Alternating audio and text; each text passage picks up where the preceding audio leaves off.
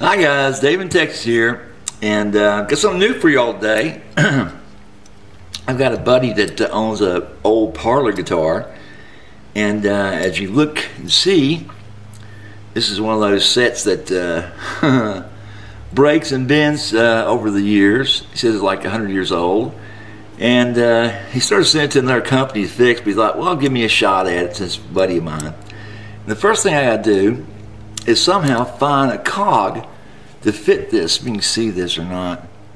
To fit this, see that? Oh, it's going to, there you go. To fit this missing one, okay? And put a spacer in there to try to get this thing back to plumb, I guess, somehow. I don't know. I doubt I'm going to find one exactly like it, but I may be able to find something close. There's 12 spokes to the cog. And I'm pretty sure that if I open up one of these fakes, I'll find the same type of gearing in one of these. Well, at least I hope I do. And what you have to do, you have to take a flathead screwdriver. Whoops. Take a flathead screwdriver, get in behind these little notches here. Okay, you can see those? And pry those open the best you can. And, wow, that's a little close to the post. We pry those things open and see what kind of wheel's in there, what kind of cog's in there, cog wheel, and see if I can't make it fit this. Okay. So let's go ahead and try this first. Let's cut away. Let me open this thing up and show it open and see if we can get a match. So hang in there. Okay, guys. First of all, I didn't have a clue if it's open or not, or if the cogs would match up, but it looks like it may be a pretty close match there. Okay, this is why I keep all that junk from those fake guitars, and why you should keep the junk from yours as well. Anytime you play something, don't just throw it away. You know that I'm never going to use that again. You never know. Okay, so let's go ahead and get that off of there.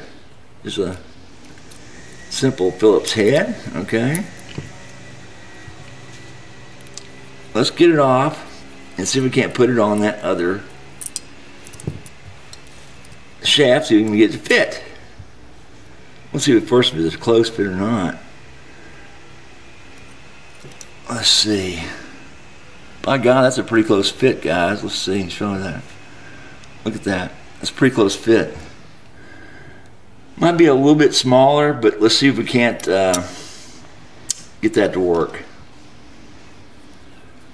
Alrighty. No hands in the way, guys, but I'm sorry.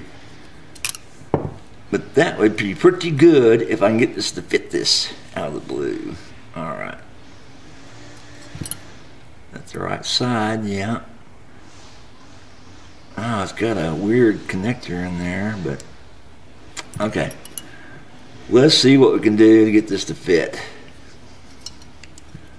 Alright.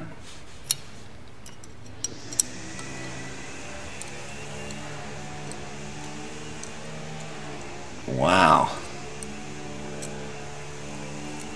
That just might work. I'm surprised as heck. So we got a brand new cog going on this to help make this turner or this key work again.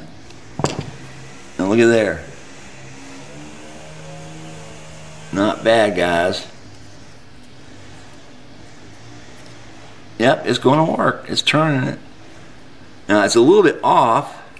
I'm going to put a spacer in there because the height of it's a little bad, but once I put a spacer in there on the inside, right, trying to make it, you know, a small spacer so you can't see it, but it's going to work. Okay, now the next thing I've got to do with this, I'm going to have to remove these plastics. Okay, they're pretty much shrunk and bent and shit. So is the shaft on this thing. What I'm going to do is heat this shaft up on this, right, and bend it back. First, pop these off. I'm going to get a rod about the same diameter as this shaft is, okay? Right? The shaft is. And put over it so I can bend it back. But have no, as close as the diameter I can so I don't, you know, end up snapping it. I think I'll get just one good bend at that. Try to get it back in shape. I hope I don't break it, because buddy, that looks like that's going to be there, and I know I don't have anything to replace it with. So the that's going to be a while to get to that.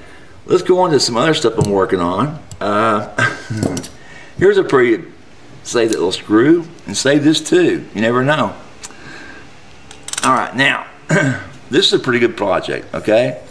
A friend of mine sent me the specifications on a guitar that he's smashed up, all right? And the electronics chamber is about this here size. This is a rough piece, but it's about that size. Kind of an oval, long oval shape to it. And what he wants me to do is cut this oval shape to put inside the crushed cavity, right? Then drill holes into it, okay, where his controls are, all right? To replace that crushed cavity in his custom guitar, okay? So we're going to ahead and sand that down, right? And get to the final measurements on this thing. And go from there on that project, okay? That's a little weird one. Thought you might like to see that too.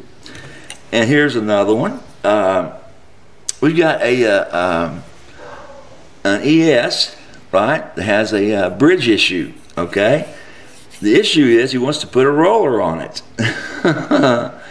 Now, I've done that on others before. This particular bridge he wants to keep as a little bit trickier, okay? Because that carved top, right, doesn't fit this bridge real well. There's a lot of gap here, okay?